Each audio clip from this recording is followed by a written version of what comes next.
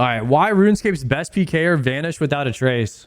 Mahatma I was once one of the most Mahatma I. feared and famous players in RuneScape. His Pking videos were everywhere. His clan ruled the wilderness, and for a time, he was untouchable. But the legend people remember isn't the full story. The way he built his fortune was kept secret, for a good reason. His clan would win official Jagex trophies, but come just short of immortalizing Mahatma himself inside of RuneScape. And one day, without warning, Mahatma would disappear from the internet entirely. But why? This is the story of how one of RuneScape's greatest legends rose.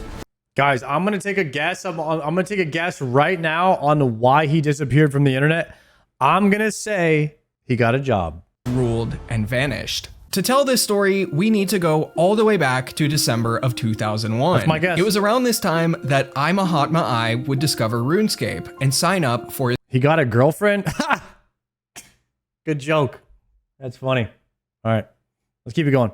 first account. Back then, he was a pretty average player, and the highest stat he ever reached was level 63 mining before he abandoned the account. Not because he was unhappy with the progress, but because he thought his character was sort of ugly. Back then, the makeover mage didn't exist yet, so the outfit and hairstyle you chose during your first time logging in was permanent. He had also discovered an area of RuneScape that really intrigued him, but his account wasn't suited for: the wilderness. Ooh. The wilderness was RuneScape's most dangerous area. It was the only place in the game where players were allowed to attack and kill one another. But if you were brave enough to enter, it also offered rewards found nowhere else. The game's only RuneScape, guys. I love seeing RuneScape classic clips, man. It reminds me of when I used to play. Rocks were located there, and some of its monsters could drop what was, at the time, the most powerful helmet in the entire game. Guys, back in my day, membership price was $0.000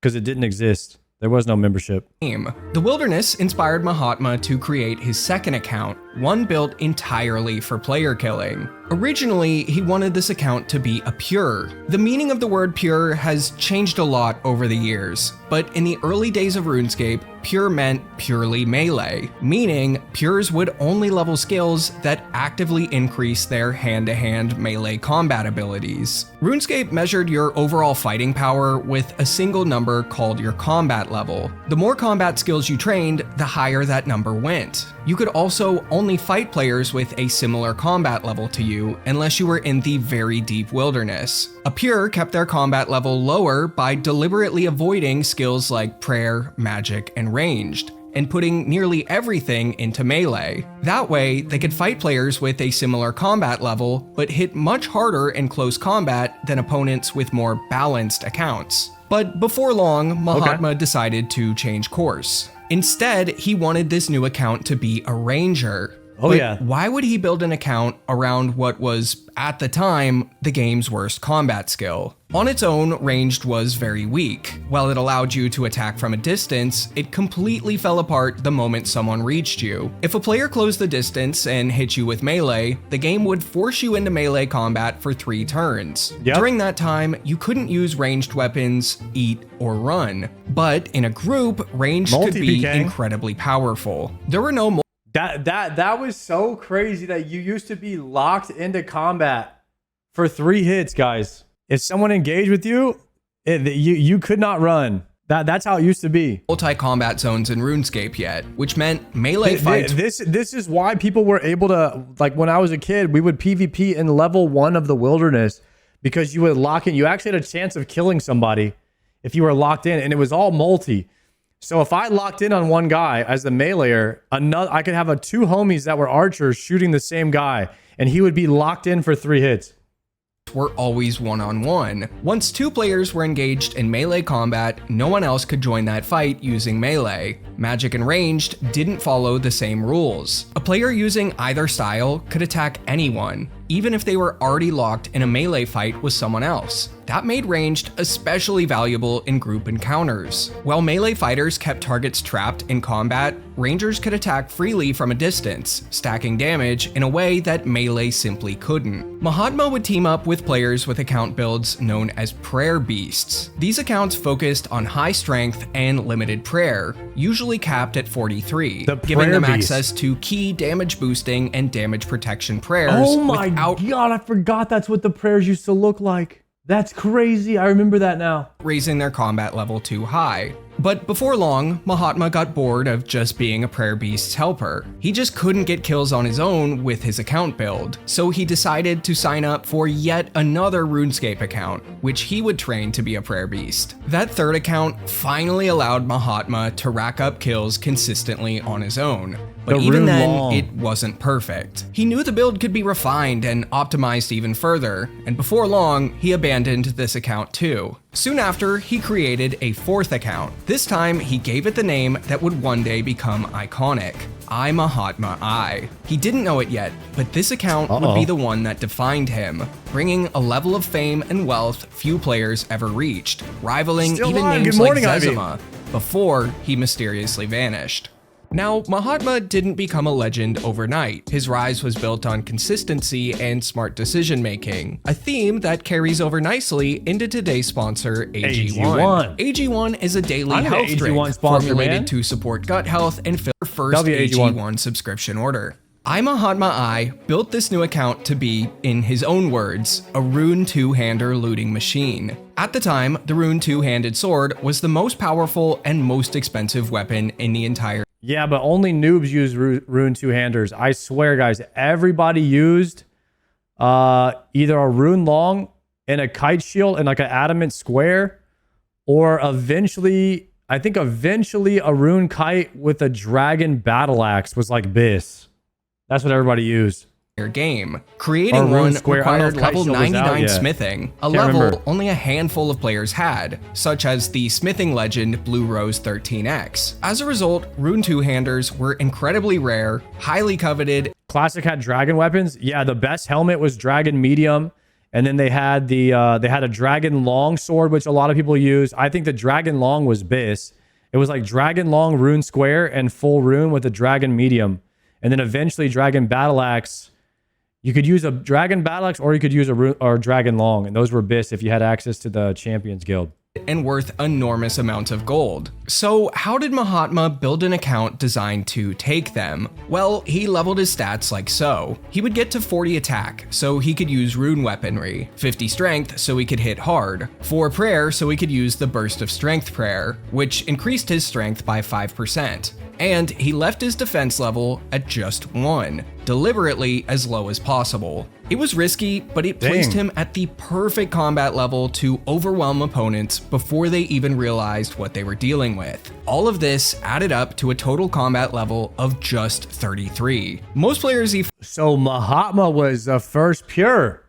He was the first one def pure. Fought had no idea what was coming. He would specifically seek out players who were Scold. A player becomes Scold if they attack another player in the wilderness unprovoked. The Scold would last for 20 minutes, and upon death, Scold players would lose every item they were carrying instead of getting to keep their most valuable 3. Now these players, in theory, could use the Protect item prayer, which saves your most valuable item on death even if you're Scold. But at Mahatma's combat level, most of his opponents didn't have a high enough prayer level to use it. And because of that, Mahatma wasn't just winning fights, he was easily walking away with their rune two-handers. But just as Mahatma mastered this style of Pking, RuneScape itself was beginning to change. Behind the scenes, Jagex was already working on a new version of the game called RuneScape 2. The beta for RuneScape 2 launched on December 1st, 2003, and Mahatma was quick to give it a try. Almost immediately, it became clear that this was a very different game. The old 3-turn melee combat cycle was gone. Players could now run or eat at any time, and magic and ranged were no longer treated as secondary combat styles. On top of that, the entire formula used to calculate combat levels had been reworked. In other words, the wilderness meta he had mastered was disappearing. Once RuneScape 2 exited beta and fully launched, Mahatma made the jump immediately,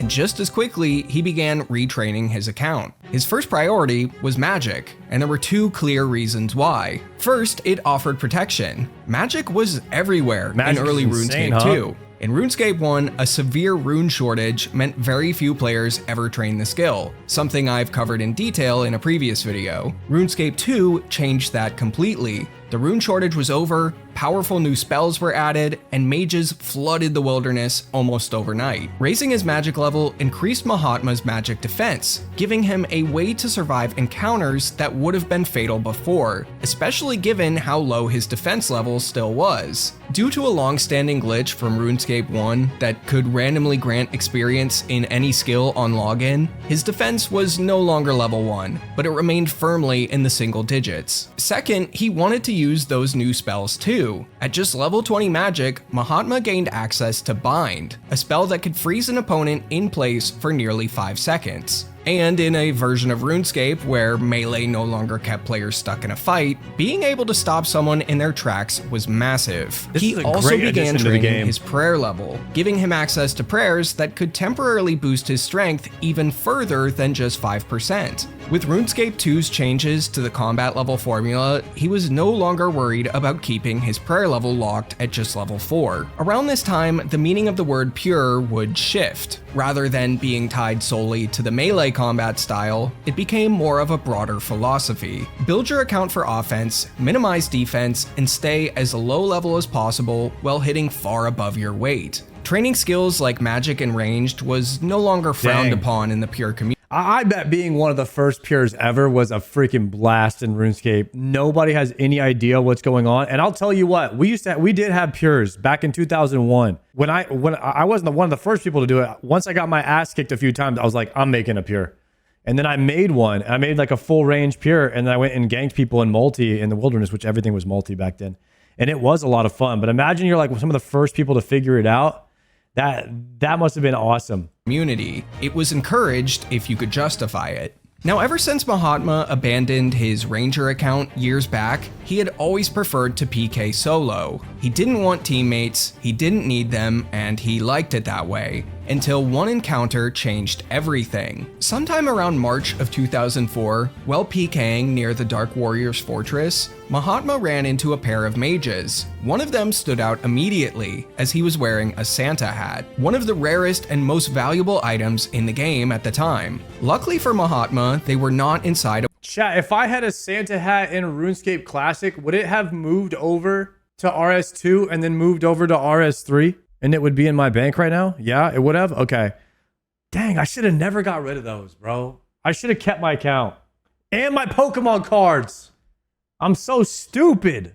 Sorry, yeah, that's a little side thought. My bad. A multi-combat zone, so both mages couldn't attack him at the same time. The Santa hat-wearing mage attacked Mahatma first, but Mahatma managed to kill him. Almost immediately after, he was jumped by the other mage and killed. He rushed back to the scene, hoping to recover the loot, only to arrive just in time to watch the Santa hat get picked up by someone else, a player called the Best PK, another pure the same level as Mahatma. Moments later, another pile appeared, belonging to the mage who had killed Mahatma. That mage had just been taken down by the Best PK. The two had never met before, but instead of keeping the loot to himself, the Best PK offered to split the value of the Santa hat with Mahatma, something kind of unheard of. That moment marked a big turning point. From then on, Mahatma and the Best PK began PKing together regularly. Nice. Other pures began to gravitate towards them, and they would soon form RuneScape 2's first pure clan,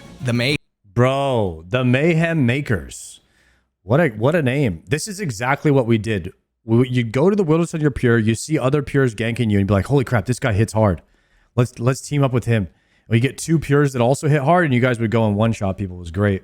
Mayhem Makers. This group was constantly PKing, rarely stopping to train, which meant they stayed at the same combat level for long stretches of time. Mayhem Makers wouldn't log in and ask if anyone wanted to go PK.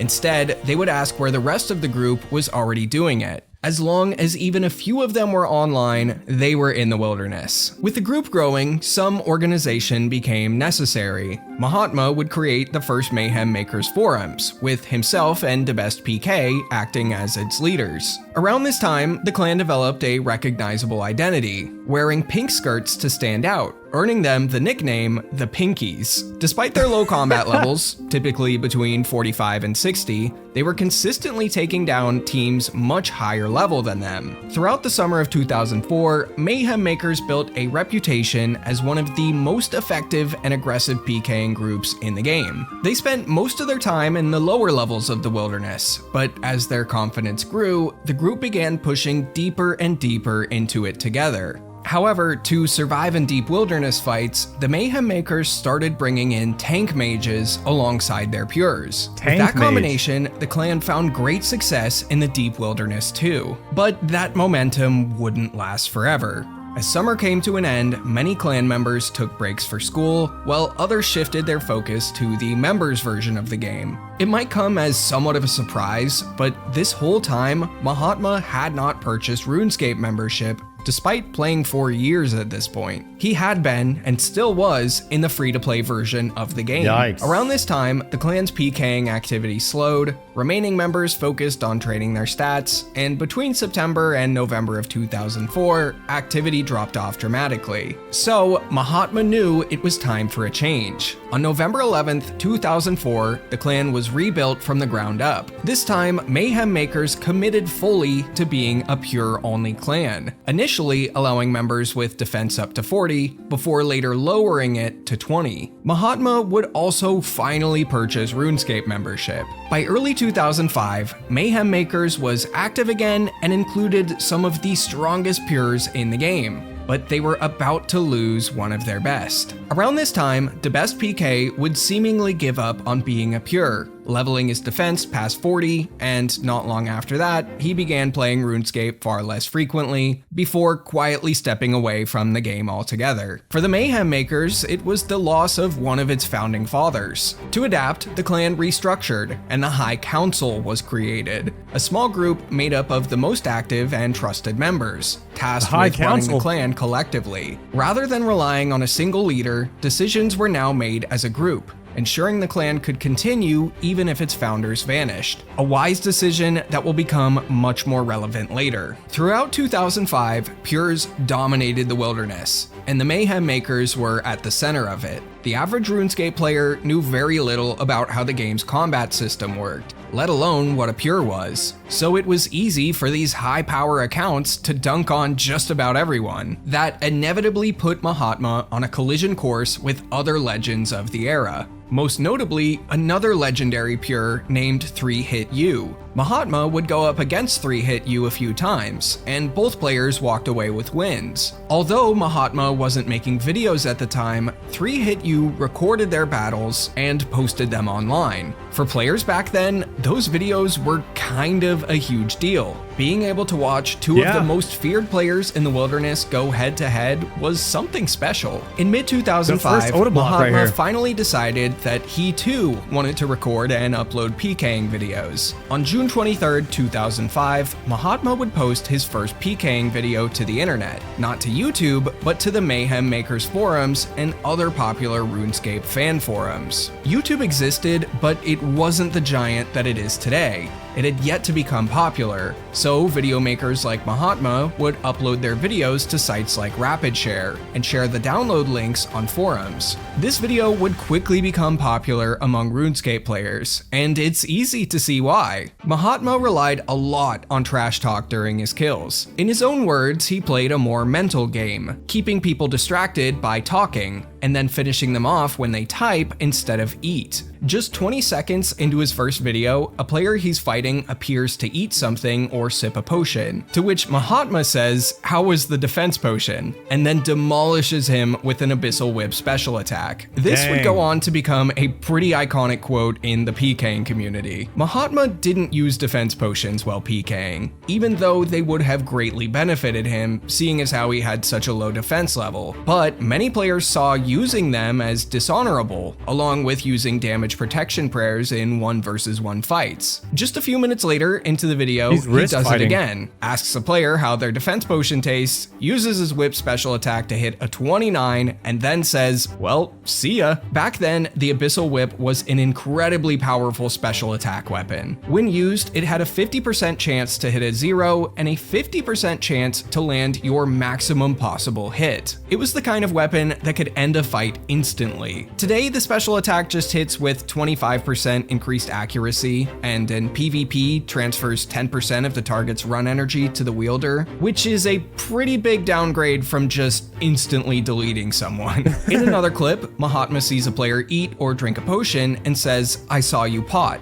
Not because drinking any potion during a fight was dishonorable, but just to throw them off their game. Mahatma himself was no stranger to drinking potions that boosted his offensive stats or restored his prayer points during fights. He just hit it very well. Mahatma clearly had some understanding of how the game's tick system worked, because if you drank a potion at the same time your character attacked someone, the drinking animation wouldn't play, so he could hide that he was drinking his potions without his opponent finding out. Food, on the other hand, was much harder to hide. Eating delayed your next attack, so Mahatma tried to limit eating to moments where it was absolutely necessary or tactically timed. In another clip from the same video, Mahatma is attacked by a player and deliberately leads them into a group of Dark Wizard NPCs. Because the area isn't multi-combat, if one of the wizards attacks his opponent, that player is forced to deal with the wizard before they can continue fighting Mahatma. His mechanics weren't flashy, but moments like this made something clear. Mahatma had an above-average understanding of how RuneScape's mechanics worked, and how to use them to his advantage. To put this video's popularity into perspective, Mahatma didn't even create a YouTube account until over a year after this video was first released. When he finally uploaded it there, it went on to rack up nearly 750,000 views, making it one of the most popular RuneScape videos of its era. Around this time, Mahatma also began rapidly raising his magic level, far faster than most players thought possible. He did so by repeatedly casting the Charge spell. Charge, when cast, imbues the player with magical power, and for the next 7 minutes, God spells will deal up to 30 damage per cast instead of just 20. But Mahatma didn't use God spells while PKing, or even while training. So why cast Charge? Well, when cast, it would give the caster 180 magic XP, and at the time, it had no cooldown, so you could spam click the spell over and over again. With enough focus, you could earn millions of magic XP per hour, but casting this spell tens of thousands of times would be quite expensive, especially because each cast required 3 blood runes, one of the most expensive runes at the time. So how did he fund it? Not with his PKing skills, but instead with a secret account. He created 2 nearly identical accounts, I.O. Henry I using the letter O, and I.O. Henry I using the number 0 instead of an O. At a glance, they looked exactly the same, but stat-wise, they were very different. The account with the 0 in its name had an extremely high magic level and access to ancient magics, at a combat level that was almost unheard of at the time. Meanwhile, the one with an O in its name was trained in a lot of different combat skills, just enough to have the same combat level as the one with the 0, while having all-around low individual combat stats. He would then take the account with the 0 in its name to the duel arena, a place where you could fight other players and stake gold and items on who would win. He would then use this account to challenge other players to duels. When his opponents checked the high scores to see what they'd be going up against, most didn't realize that his username had a 0 in it instead of an O. So yeah, this is the best bait and switch, because you could have another guy around the corner and you have your character go up and challenge someone to a duel. So they think the guy that's walking up to them is challenging to them to the duel, but it's the guy in the room in the bush behind them that's the one challenging them to a duel. You could do this in WoW too, and nobody would know. They'd look up the account with the letter O by mistake. What they'd find was an account with terrible to somewhat okay stats. They could easily beat this account in a duel. Even then, his opponents were rightfully suspicious. They'd look at his stats and wonder, why would someone with such bad stats be staking so much gold? So Mahatma would play dumb, pretending to be inexperienced, unsure, even hesitant. He'd say things like, "My friend let me borrow this item. I don't know if I should stake it." He'd show a valuable item in the stake window, then decline at the last second. Once his opponent sensed doubt, their own doubts disappeared. They'd agree to the stake, confident it was a free win. And when the duel started, Mahatma would simply freeze them in place and end the fight. It wasn't fair, something Mahatma later openly admitted, but justified it by saying no stake ever really is. Nearly all of the profit from these stakes went into funding 99 Magic on I Mahatma I, all while his fans and clanmates had no idea that was how he earned the money, until years later when he publicly revealed it. In total, he managed to earn over 250 million gold doing this, which back then was a pretty enormous amount of money. A lot, It wouldn't be the last time a RuneScape Pking legend quietly funded their success through deception, such as Elfmage, who I've also made a full documentary on. But unlike others who followed, Mahatma never glamorized it, never encouraged, and never built his reputation around it. Nah, he kept it on the hush. He was over there trying to make sure nobody else caught on to his hustle. That's a smart man. Not over there bragging about it. He kept it secret until years later. No, it didn't happen. Over the following months, Mahatma continued releasing more videos. Wait. And with Are you talking about in WoW somebody Makarad you on a different character that was much higher level that you thought was the lower level character in front of you? Because that could happen. each one, his reputation only grew. I think he'd get banned for it. They were mostly of himself solo PKing, but he would include clips here and there of him with fellow Mayhem Makers. He'd also go up against more legends from that era, like Mexico, and even killed Zezima in Castle Wars once. Oh, As always, his videos were full of trash talk and ego, but unlike most players, Mahatma could actually back it up. Mayhem Makers would also see a big surge in interest. The clan soon contained hundreds of dedicated members who would follow Mahatma to the ends of the earth. Their clan uniform would also change a bit. Although it was still common to see Mayhem Makers in pink skirts, Mahatma came up with some new items for the clan to wear: pink hats and a pink Team 6 cape, making them instantly recognizable.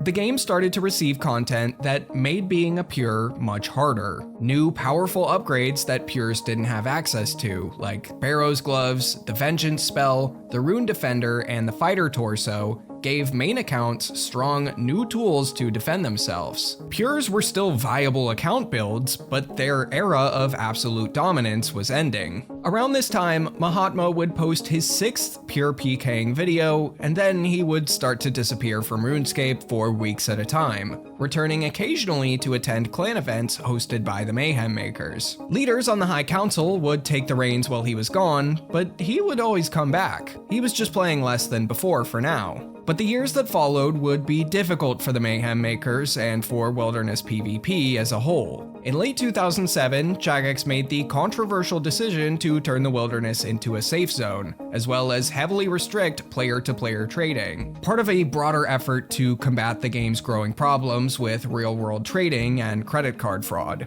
I've covered this in detail before a few times, but the short version is that players were buying RuneScape items through third-party websites run by gold who would farmers. do that? Those gold farmers would often steal the buyer's credit card details, then use them to purchase membership on large numbers of bot accounts, which were used to farm even more gold that they could sell. When Guys, we players gotta noticed stop their doing details this, had been man. stolen and used elsewhere, they'd call their credit card company and file a chargeback. Look at that phone. This led to a flood of chargebacks coming from RuneScape's website, and credit card companies warned Jagex that if it continued, they would stop working with them. So Jagex responded by heavily restricting almost every method that players had to transfer items between one another. But the wilderness wasn't just another area of the game. For many players, it was RuneScape. Oh my Mahatma once gosh. said that he only played the game to PK. The only time he ever trained non-combat skills was to meet quest requirements that unlocked better gear. Jagex knew that removing the wilderness outright would leave a massive void, so on the same day it was made safe, they introduced replacements. The Bounty Hunter minigame attempted to recreate high-risk PKing So inside this is a why Bounty dedicated Hunter arena, exists. while Clan Wars offered structured, safe clan versus clan fights. For some players, these were acceptable substitutes. The Mayhem Makers hosted a number of events in both, and Mahatma himself would even show up for a lot of them. But these minigames just weren't the wilderness. So about a year later, PvP worlds were introduced. Instead of confining player killing to a single area in small minigames, these worlds allowed players to attack each other almost anywhere on the map, outside of a few designated safe zones like banks and respawn points. The reward you got from killing another player depended on how much you were risking, so you had to bring valuable items with you to earn worthwhile rewards. Okay. And the more time you spent outside safe areas while risking items, the better your potential drops became. Just like in the wilderness, attacking a player first meant you'd become Scold and lose everything on death. In effect, PvP worlds were Jagex's attempt to reintroduce high-risk player killing into the main game without fully restoring the old wilderness.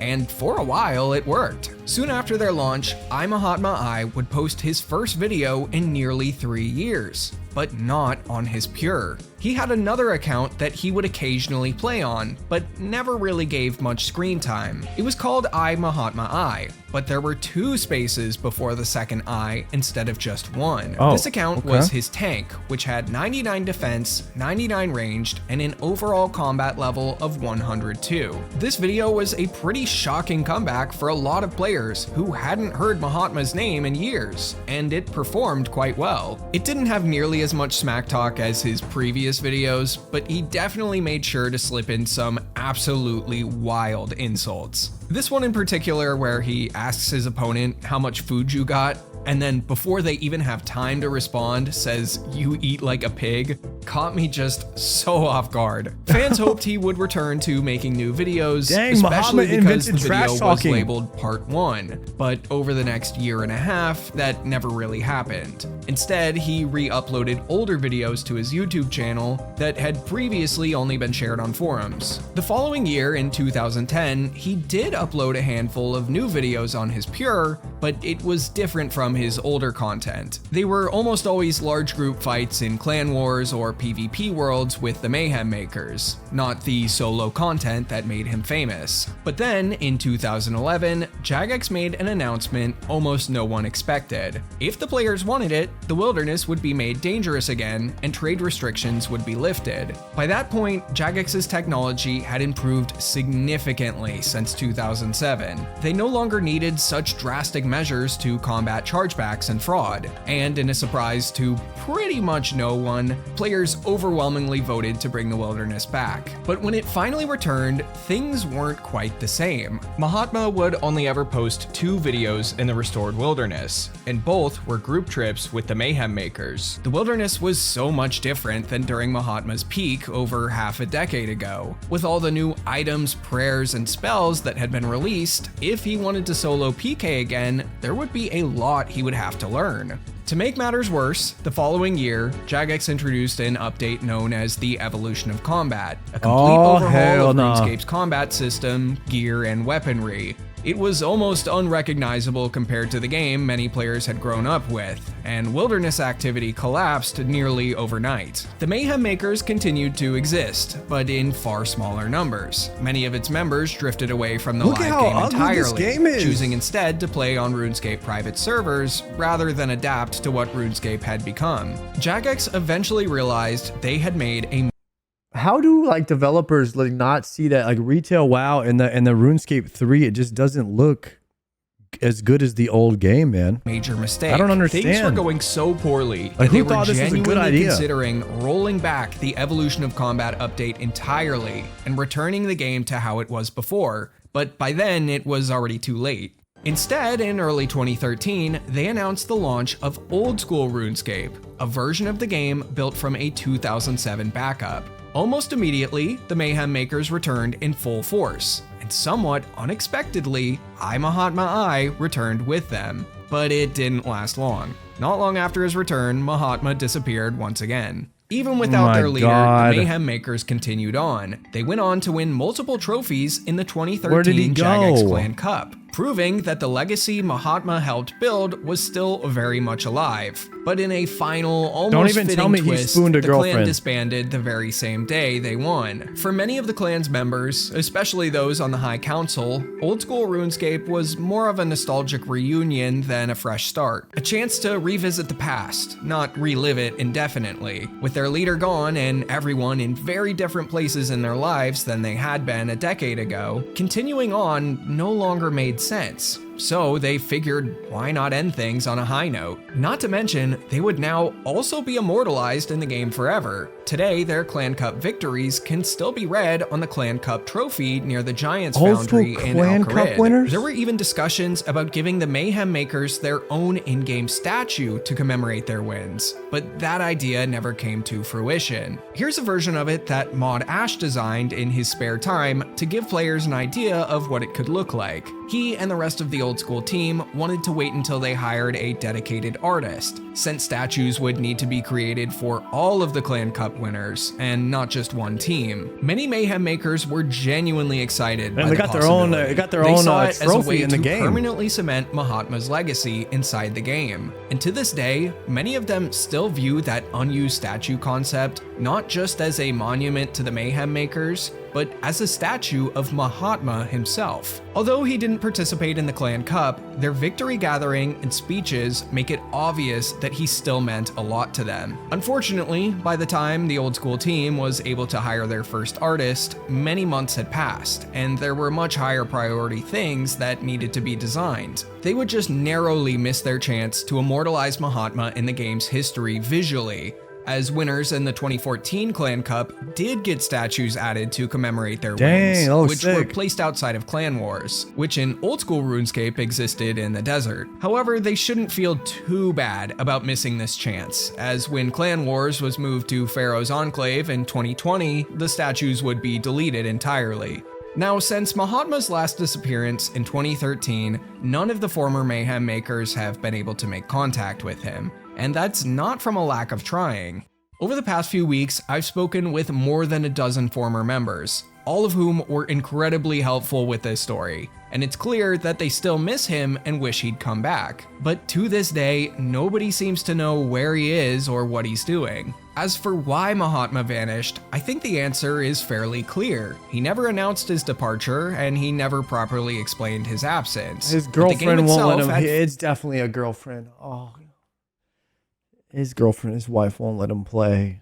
It's got to be that. What else could it be, guys? Like, nobody else would rightfully quit RuneScape except Showback. Fundamentally changed. The wilderness he helped shape in the early 2000s just didn't exist anymore. And even when Old School RuneScape launched, it wasn't a true return to that era. The average player was far more knowledgeable, far more efficient, and far better at PKing. And the same updates and mechanics that made pure builds harder to maintain in 2006 and 2007 were also still there. The game moved on, and so did he, but the impact he left behind didn't disappear with him. For a generation of players, Mahatma I wasn't just part of the wilderness, he was the wilderness. Check out the video on the right about Elvmage. He was another PKing legend from the same era, but his story took a much darker turn. And there's a song made about him. You ever heard that song? There's a not a song, but a DJ named after him, Matoma. Yeah. Shout out to Mahatma I for being a PK legend there, huh? Good music there too, Canelo. That was a solid video. I love Canelo's videos, man. He's got to be like the most solid RuneScape documentary maker, man. Every time I watch one of his videos, it's so good. You learn a lot. I'm like, how the hell does he find out all this stuff about these people?